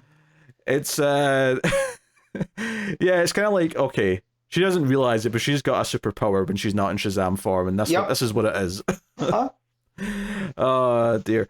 So he goes to Zeus to basically beg for Zeus to fix the house. Be like, hey, look, do this, would you please? Like, I've ruined everything. And Zeus is like, hey, we're not on the best of terms right now, because the previous story that we just had before this one. Yeah. And fun enough, it's Black Adam that shows up and backs up Billy and says, no, like, you should help, come on, Zeus. Go and help her. So we don't actually get to see all the conversation. Like, Billy leaves to go get Darla before we get to see all of it. But you just see Black Adam holding like a destroyed teddy bear in his hand, which I can only assume belongs to Darla. Yeah. And just knowing Black Adam's origin, if we're using the 52 part of the story, him having his family ripped away, with Isis and Osiris and all that stuff. It's a very, again, this is where the art really soars with Black Adam, because him looking down, it's kind of split into two panels. Yeah. So you're really able to drive home what this teddy bear means for him. Oh, yeah, the split's really good, because it sort of makes you break it up in your focus in a really simple way. I think, the art, we do obviously still miss Mora a bit, because obviously exceptional. But this, Sudžuka has been, and I probably butchered that again, he is still very good with the layouts and the sequencing. He's still very good at sort of making the little moments, the little either comedic moments or the dramatic moments count. And I think this idea that Black Adam showed up to sort of help here in his own way, even though he says it in his own very Black Adam way, is kind of sweet in a weird way. So it shows he's not 100% a bad guy, you know. Mm-hmm. There's still some good in there. Cut back to Darla, who's still saying why, and the dinosaur captain is just like, kill me now. And another dead. Yeah, dinosaur in the background is like, I'm already dead. And he's like, you know what? Screw this. Let's just leave her. Take her away. We're leaving immediately. And the other dinosaur's like, but we'll have to fill out so many of these forms if we don't capture the auditor. He's like, it's fine. We'll do the paperwork. Let's just go. I need to get away from this awful planet. So when they fly back down, though, the house has been rebuilt. And notably, everyone comments that it's a little bit bigger. Like, just a little bit. Just enough that they notice. And all of their equipment's back, their games consoles, all of their personal stuff. And the neighbors don't even remember that the fight happened. It's like just erased their memories. So it's like it never happened. And there's even a sweet little moment where Zeus is kind of like standing over by the tree, just kind of watching proudly, like he's happy that he did something good. Like he's like, you know what? I'm seeing these kids be happy. I serve my subjects. This is actually a nice thing. Well, and Billy also was trying to sell him on, well, make sure that it was Zeus that did this. We'll let everyone know. Well, yeah, because that's his bargaining chip when he tried to convince him. He says, oh, I'll make sure everyone knows that Zeus did this and you'll be remembered as a god again. And there's a moment when he's flying Darla down to see the house and he says, hey, you can thank Black Adam for that. And then he goes, no, wait, actually, no, Zeus. Tell everyone it was Zeus. Yeah. Because even Darla says when they look that it's bigger, Darla's like, Zeus works in mysterious ways. Yeah. You know, which was a nice little payoff to show that she's over it. Like she's not angry anymore because she's actually doing what Billy asked. That's actually a really nice little touch. It shows that she's moved on and she's working in Team Billy again. So very nice. Billy goes to see Black Adam and Kandak to basically just thank him, right? That's basically it. And Adam is, you know, he's like, whatever, go away. Our business is finished. You do not owe me anything. I never want to see you again. And by the way, if you ever hit me again, it'll be the last time. And yeah, he's basically just been black. Like, he's refusing to let this be a nice moment. He has to Black Adam his way out of the scene, and that's okay. Yeah, it's like, we're never going to talk about this. You never saw me smile. You know, it was one of those type things. Yeah, so there's a little epilogue at the end. Well, technically that was also an epilogue, but this is epilogue 2, which is teasing whatever we're getting next. We're getting the Creeper because Tawny is in the kitchen trying to make dinner. He's mad that he can't find his spice, and there's like these 3 creepy eyes in the closet kind of coming out. So they're just setting up. I assume it's a 2-issue arc because that's when Waid's done with his part of the book, and we're moving on to the new team. So no, I really can't stress how much I've loved Waid Shazam up until now, especially the last, like, I don't know, 3 or 4 issues. I think have all just been phenomenal. And I think this continued that. I think it has the right amount of levity, the right amount of actual weight in moments that need weight. They just make it feel full as a reading experience. So yeah, and he doesn't lose the point that the family is very important to Billy, and that they're, you know, Billy's still a kid, you know. So a lot of the like decisions that he makes comes from that perspective, and Waid never loses that. So it's always a cross for, you know, him going to talk to Zeus and whatnot and trying to, you know, talk to him. It's very much like a kid bargaining for like more time on the video game, right? So I like seeing that play out. Yeah. And there's some fun dialogue at the end with all the kids shouting from the other room about dinner coming. Yeah. Yeah. No, solid issue. I like the payoff to just about everything here. So, no, another great issue. Shazam. What are you giving Shazam, Matt? I'm going to give this an 8. I'm going to give it a 0.5 on this one. I think it was really, really good. So, there you go. Poison Ivy, issue 19. G. Willow Wilson writing with Marcio Takara on the art. Take it away, Matt. Yeah. So, at the end of the last issue, We had Floronic Man showing back up and Pam dying. And so this issue picks up with Croc and Janet from HR basically yelling towards Pam of what's going on, what is that thing, and then everything goes black, and we get dropped into a new telling of Ivy's, I would say it would be Ivy's origin. So it's weird that we're getting a Joker year one, and now it's seemingly we're getting Poison Ivy. Not quite year one, but it goes to her being a science nerd teenager, and mom telling her she's spending too much time looking at microscopes, and she wants to get into this very prestigious school in Seattle because it's the only one that has a plant biochemistry program.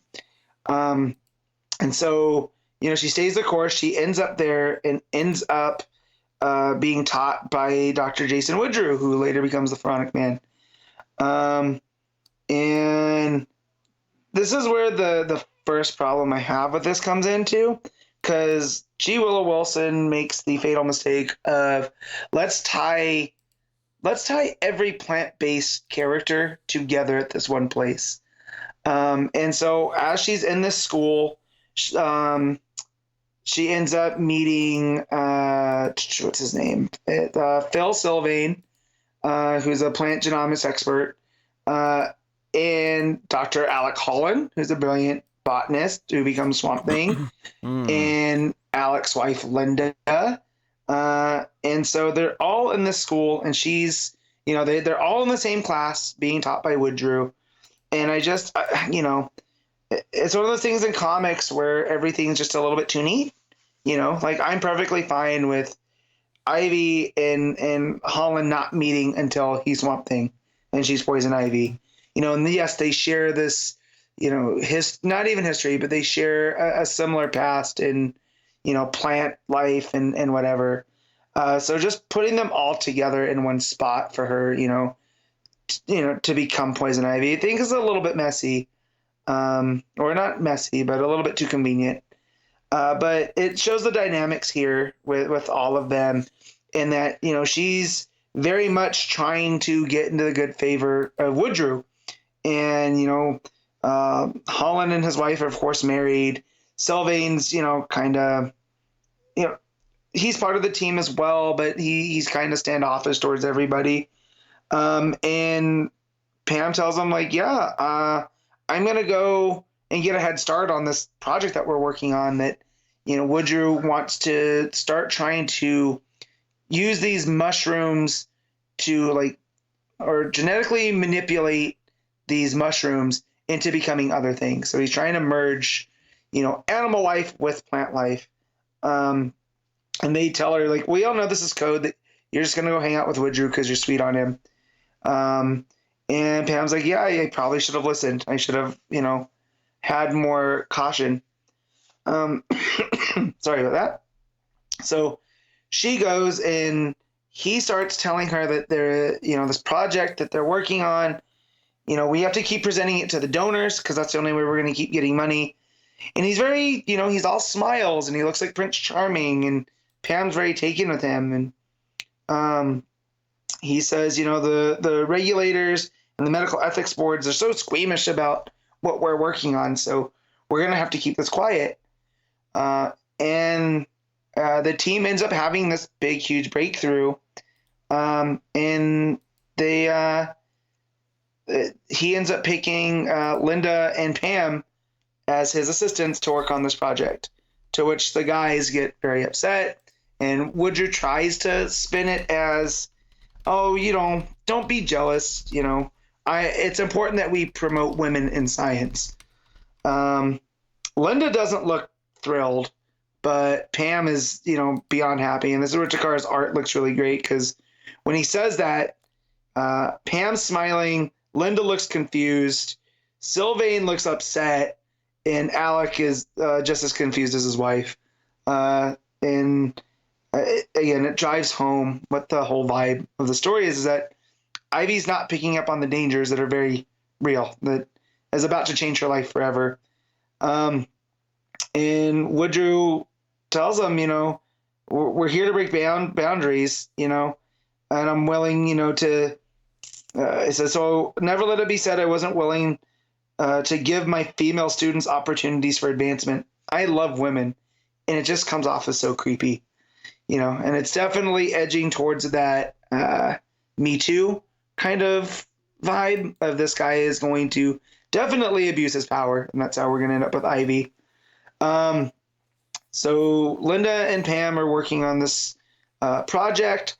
They're still not done because it's very challenging, and he freaks out that they were supposed to be done. He swipes one of the vials that they're using and from Linda, and just like roughly injects this plant with whatever material they're working on, and says, that should do it. And you're seeing the bad side of him now. So the first half of the book really shows him as Prince Charming. This side shows like that darker half. Like if this was one of the true crime docs I watched with my wife, this is definitely where you start getting the, he wasn't always all right,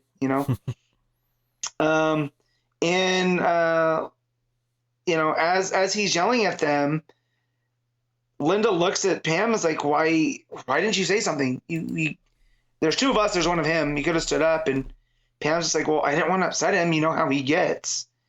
And then now Pam, not future Pam, starts narrating, says, this is what an evil genius does. He isolates you, pits you against your colleagues and your friends.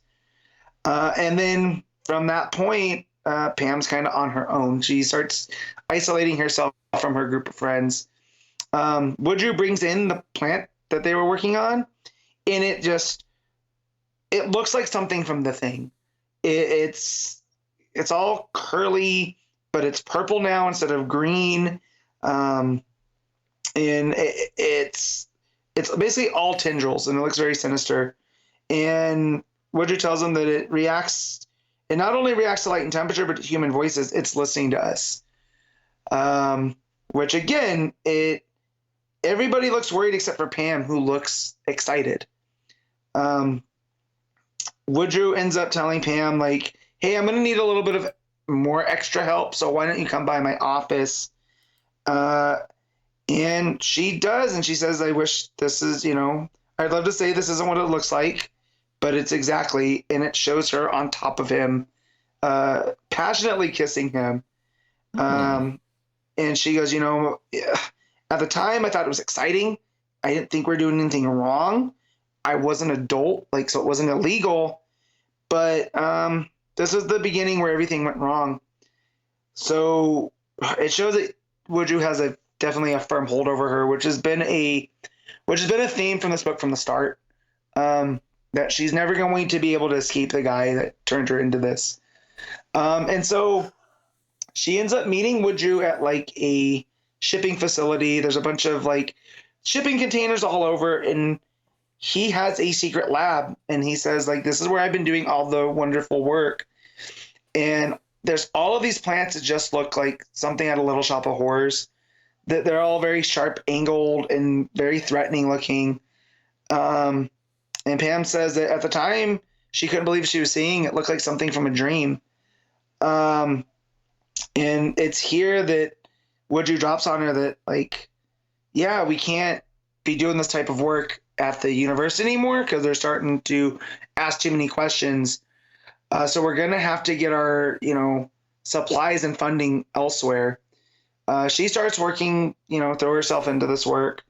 And he ends up, telling her that I have something for you to do because you're the only one that can help me. And it jumps to the university 2 nights later, and Pam's dressed in all green. She has what looks like a scarf wrapped around her face. And she goes, up to this point, I was a straight A student. I'd never done anything close to getting a speeding ticket.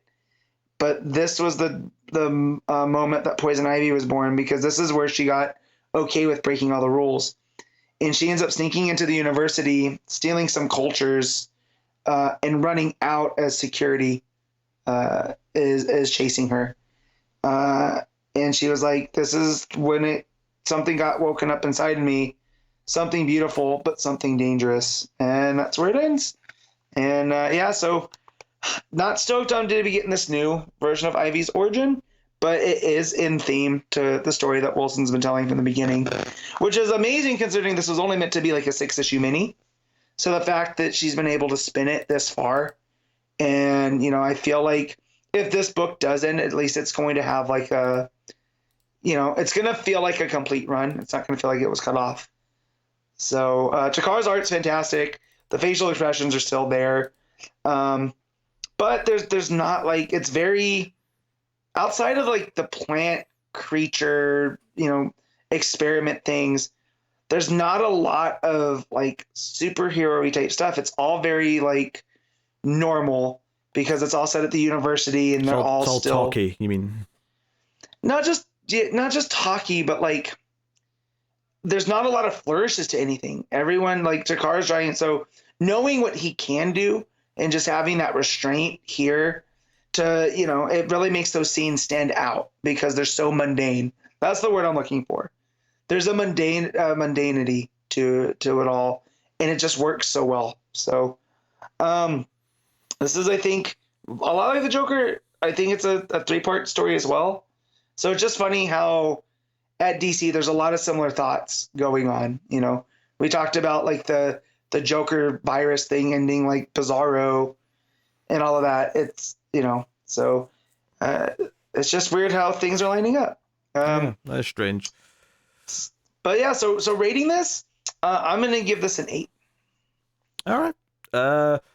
So everyone to patreon.com/MailFuzzTV, one of the higher tiers. You can make me read a book of your choosing, and I'm working through Batman and the Outsiders for a patron. This is issue 11, and it is being billed as The Origin of Katana, Part 1, which isn't entirely true. Like, it's Katana focused for sure. Like, most of the book's about Katana, and it's definitely delving in, and we're finding out stuff about her past. But it's not like a literal, we're going to go do the story like through a whole flashback kind of thing. Maybe there'll be a flashback element next issue, but this one's all set present day. And it's a pretty solid issue, actually. It was a nice change of pace because of how it operates. Basically, Katana and Geoforce were out to see a movie at the start of the issue, and they're walking home through Gotham, and they get mugged, right? A bunch of thugs show up, trying to mug them, and Brian has like an interesting reaction to this. He's like, oh, this is just like my homeland. The poor people ask for money, so you give them some money, and they go away. And he tosses them a coin, right? Almost really condescending. But the thugs look at the coin, and it's a Markovian coin with like his face on it. And this is fake shit. What is this? And he's like, you dare insult the currency of my land? I'm always like, here, take this, pores. Basically. Yeah. So obviously they start fighting them because they can. Right. Katana starts beating the shit out of a bunch of them. Geoforce blasts them with a bit of, well, Geoforce. But watching from the shadows is a ninja, right? So if you remember last issue, a mysterious Japanese man got off a plane and said he was looking for a sword just like his. So this is a ninja, all dressed in black with just a little, like, you know, eye slit for the vision, kind of typical traditional ninja. And he's watching, he's like, oh well, those stupid thugs that I hired couldn't do it, so I guess I'll have to do it. So basically he wanted them to mug her and get her sword, right? That's what they were really aiming for. But she goes home, she's roommating with Halo, and she gives Halo a kitten that she's brought home for her, and Halo's delighted. She loves the kitten.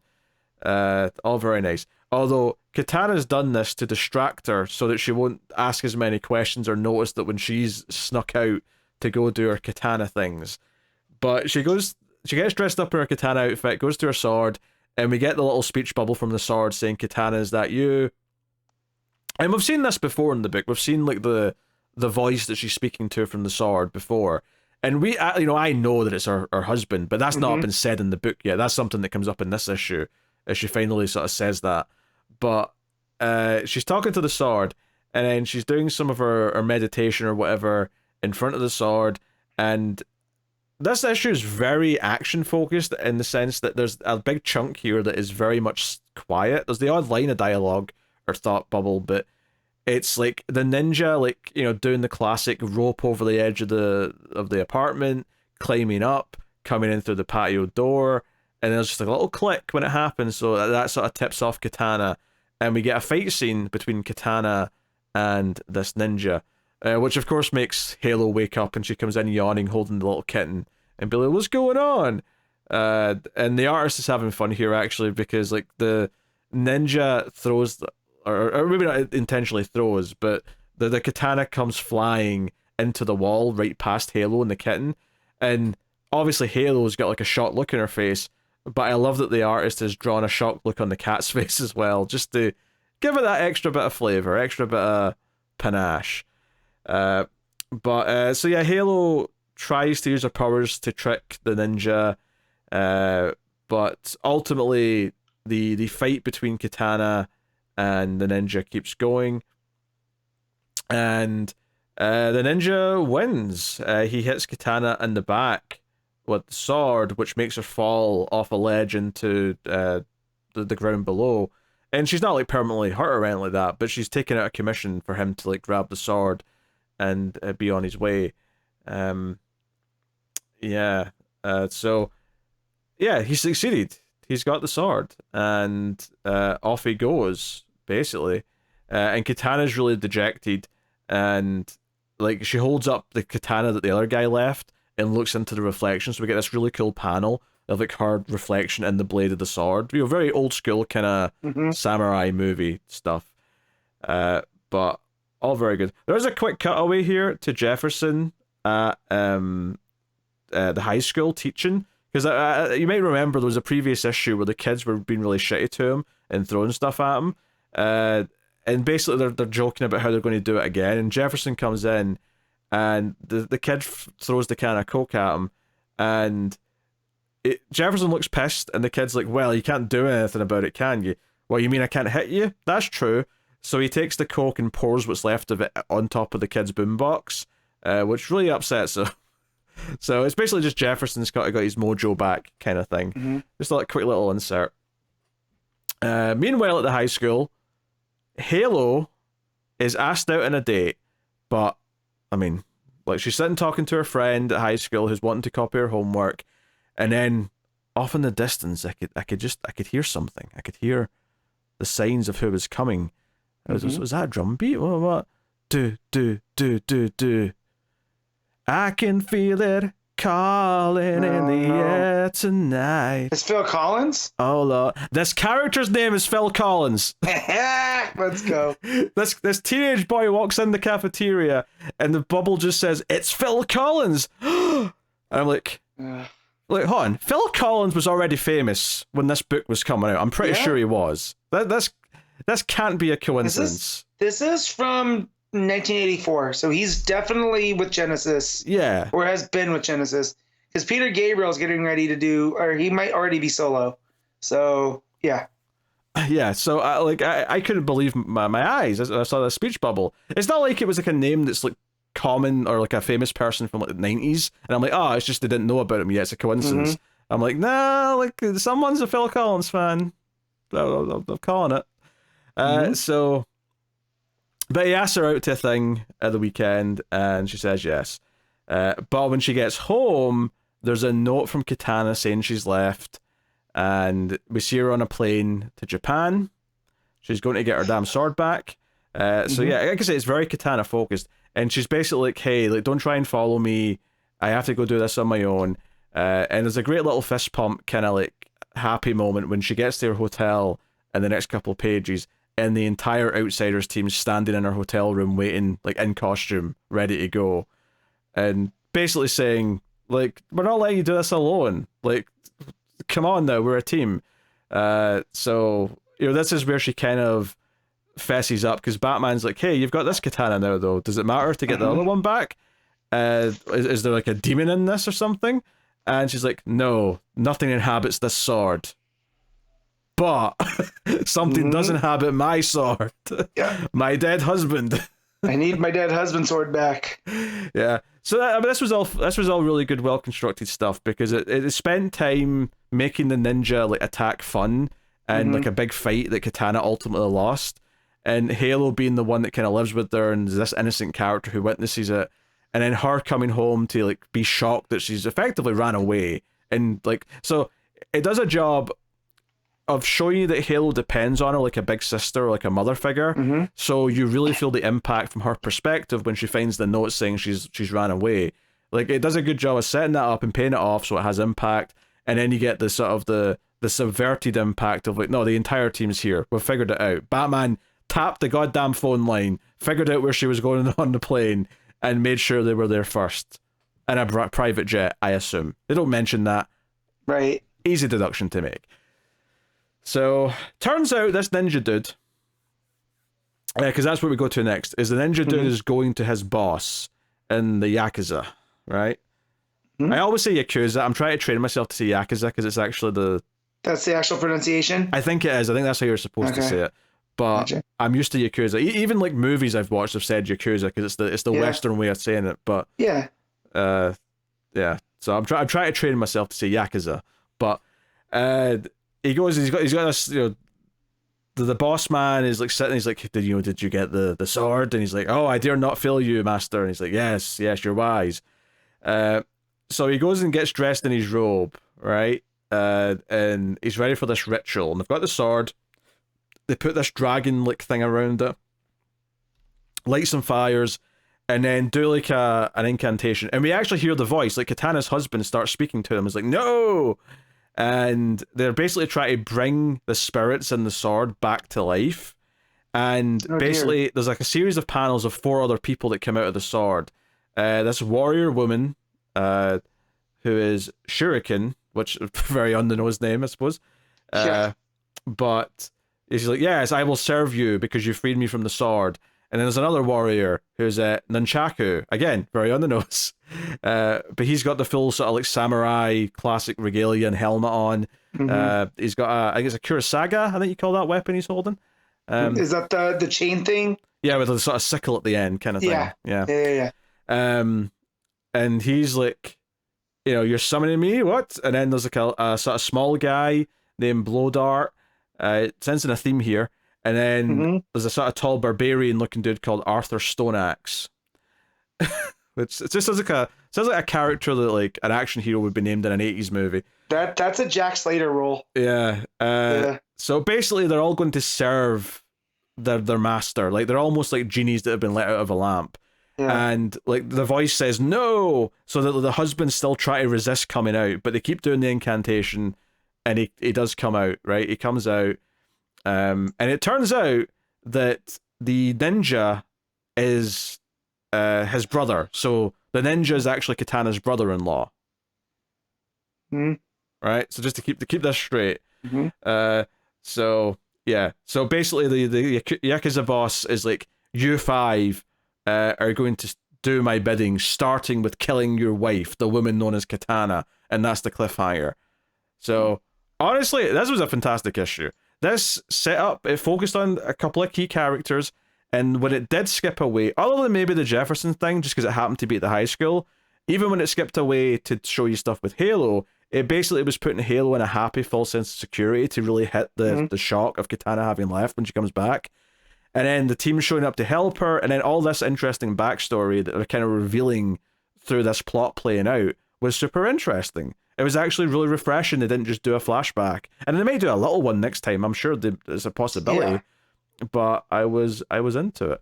Let me just get the names of some of these character here. So, oh god, I'm sure they said this ninja's name like 5 times, and now that I'm looking for it, I can't find the damn thing. So I have them up because they're the Samurai Squad. No, not the squad. The guy who went to get the sword, the brother-in-law. So he's like Takai. I think it's Takio. Takio, okay, thank you. Yeah, because his brother's Masao. Yes, Masao's the husband. Yeah, the dead husband. Yeah. So, yeah, I really like this. Like, I mean, I didn't expect not to by any means, but I don't think I was coming into this thinking this might be one of the best issues of the book so far. But as far as it's like written and the craft of it, it's very tight, and it tells a compelling story with a good cliffhanger, and it's fleshing out a character who at the time people didn't really know anything about because she was new. Right. Even for me, like, obviously I knew about the dead husband. I didn't know there was like 4 other spirits in there that like have been summoned. They're going to be like a villain team working for the bad guy. That's pretty interesting. let alone a barbarian named Anthor Stoneaxe. Anthor, like, not I'll call him Arthur. Sorry, yeah. Anthor Stoneaxe. I'm only looking at it. I pulled it up. I pulled up Samurai Squad. But yeah. So no, super interesting. I was really into this one. Art was very solid. The entire ninja katana fight was extremely well done. It felt like a scene from an 80s movie. You know, I don't know if you've ever seen Enter the Ninja or anything like that, but it kind of felt like something from that kind of thing. So no, super into it. Very good. So yeah.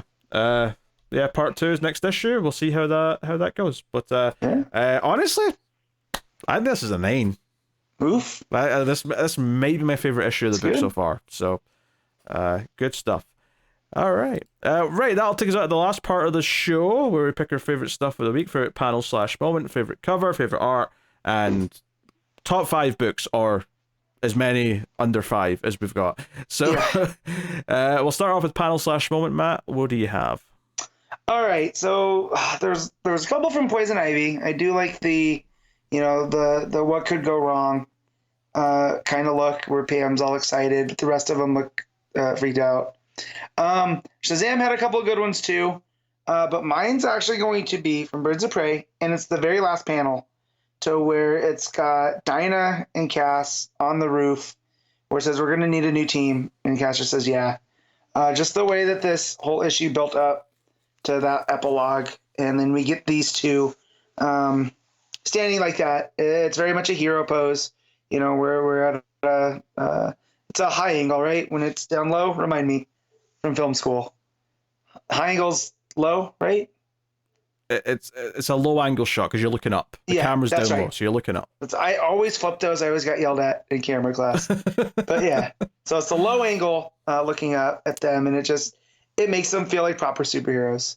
Yeah, low angle makes you look tall and big. High angle makes you look small. So if you want the characters to feel like they're in a bad place, you might do a high angle shot to make them feel like they're being consumed by the world around them. To get artsy about it, that's I always flipped them because a high angle looks down and a low angle looks up, and I always transposed them. So. Oh dear. I'm also going with Birds of Prey. I think it's interesting that I wasn't going to pick anything from Batman, so I really only had 2 books to pick from. I think there's multiple things in both books that I could pick. But I'm going to go simply. I mean, honestly, the entire reveal about Babs and the time travel is all kind of it. But if I'm picking a specific moment, it's no one messes with Barbara Gordon on my effing watch. Yeah, it's a pretty good one. It's a fist pump moment. If you care about the characters, it just works. It's a real call to action for the next arc. Really good stuff. Cover of the week. Not a lot of books to choose from, so I'll just mention the one that I'm picking, and that's the Chris Samnee Shazam cover, which is doing an ET thing where they're on the bikes. I'm glad you brought that one up because there's one from each that I wanted to talk about, so that was my Shazam one. Yeah, and I think is that Mr. Mind who's the ET in the basket? I believe so. He looks like a caterpillar. Nice touch. So Ivy, there's a couple good ones. The one specifically that I like this week is the Yannick Paquette, which has got Pam, before she's Ivy on here. I'm trying to get it to load. So it's got her wearing the jacket, but she's fully Ivy, and she's got Batman and Robin up in some tendrils. So it's definitely playing off of the early era. And then for Birds, for Birds of Prey, and now it disappeared onto who did the cover. There it is. The Dustin Wynn cardstock variant. It's got all of the birds in blue on black. It's very, kind of minimalist there, but in that Wynn style. And then Batman, despite all the Joker covers, there's a nice Melnikov cover, but there's a Greg Ticini cardstock variant. Yeah, honestly, I thought the Giuseppe cover of Joker just turning around and laughing was pretty good. Yeah, nice and simple. That's pretty good too. That one's nice. So those are the ones that I wanted to spotlight. But I'm gonna go with the Wynn Birds of Prey cover. There's just something about that blue with the black. Okay. It's real striking. All right, art of the week, and I feel like obviously Batman. If it was Sorrentino the entire time, it would just win. Yeah. But it's not. It's not even half the book. It's less than half. It's 3-4 pages. So I actually think it's quite tough between Birds and Shazam this week, because I think they're both very good. They both tell their stories well. They both add to the drama of the story with how they pace things out and do the layouts. I think if I'm pushed, I'm going to go with Romero for Birds of Prey, but I'm torn on the choice. Yeah, basically everything that you just said, but it's definitely Romero. I mean, shouts to Takara too for that art, because that art in Ivy was great as well. So basically, the 3 books that I enjoyed this week all had great art.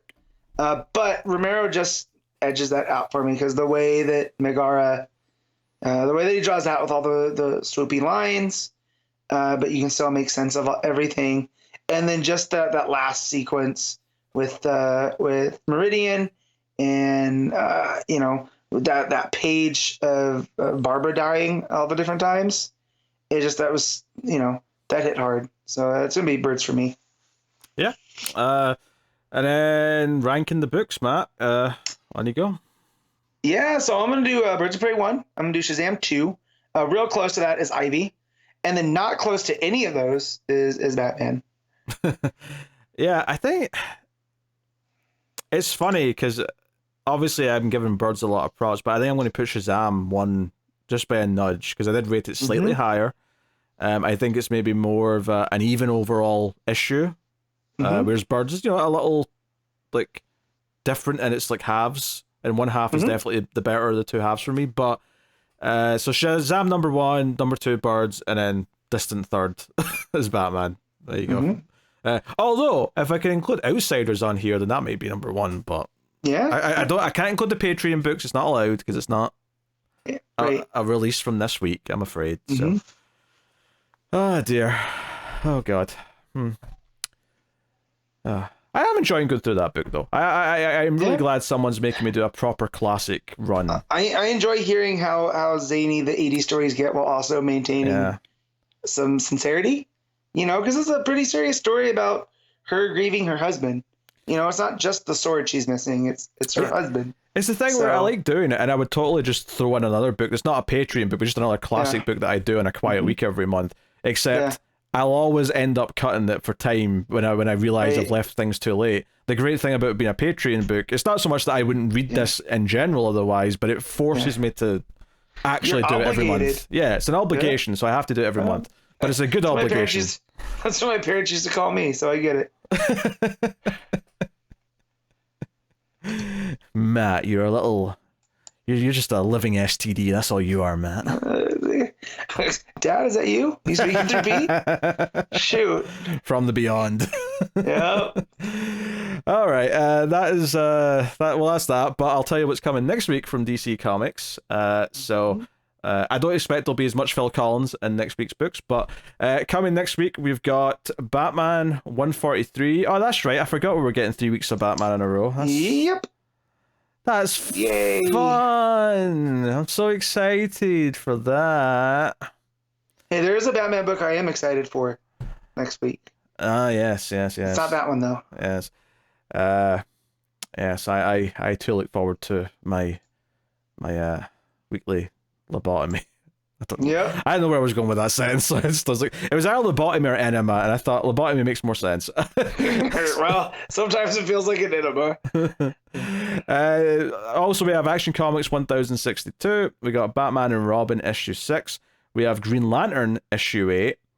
With a pretty nice looking cover there, if I do say so. Yeah, you also get Ron Mars writing Kyle again in the backup. That's right. Yeah. Kyle's on the cover as well, part of why it's so good.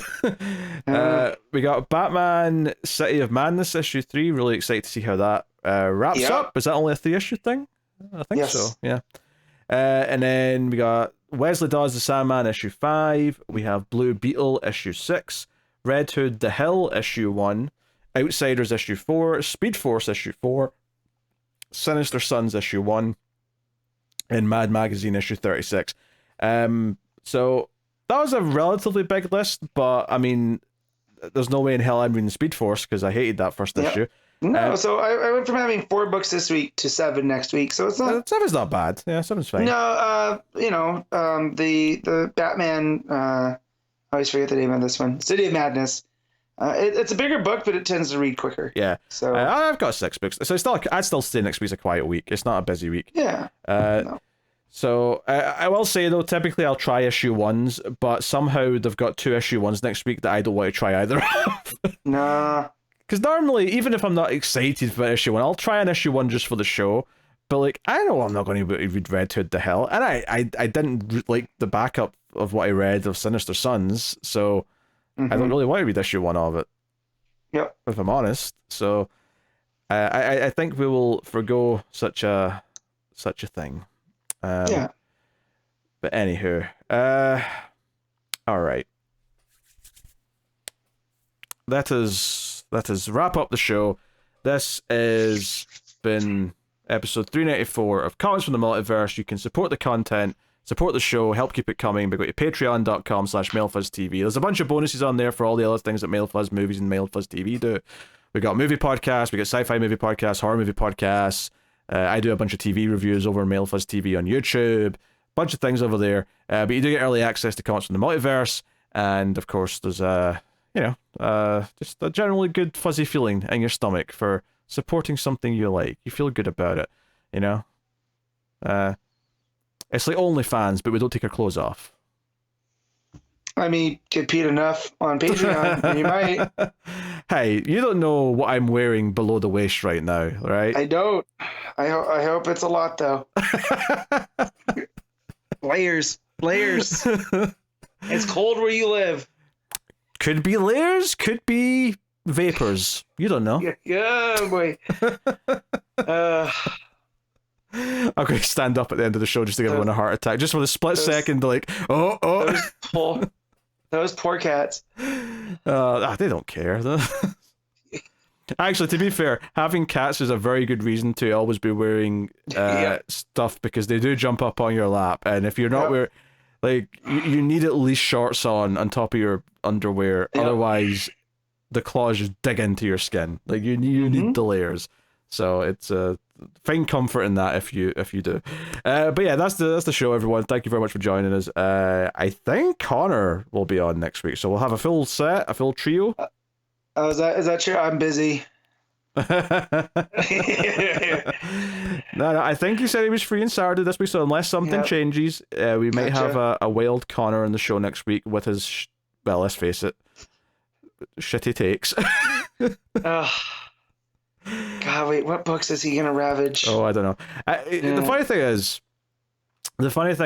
that people who are new to the show and maybe haven't seen a Connor episode yet, because he's only here intermittently just now, is they might think, oh, they've been really mean to this Connor guy and he's never here. They're just being mean because he's not here. And I'm like, no. I am, if anything, I'm meaner when he's here, right? This is you know how they say absence makes the heart grow fonder? It's done the opposite. Absence has made me, when I see him more, he tends to wear me down. No, I would describe a friendship with Connor of being like when a heart monitor just went dead. It's just a flat line. It's just. He is great at being terrible, though. So. Anywho, that's the show. Thank you very much for joining us, everyone. We always appreciate it. We somehow still just about hit 2 hours, despite the fact that we only had 4 new books? Yeah. Plus a Patreon book. So we meandered a bit, though. Well, a little bit at the start, but I feel like we still started talking about the books about half an hour, and like, that was still you know, don't call us heroes, but life finds a way. That's the show, everyone. Thank you very much. We'll see you next time. Keep reading DC Comics, and remember to never get lost in the Speed Force.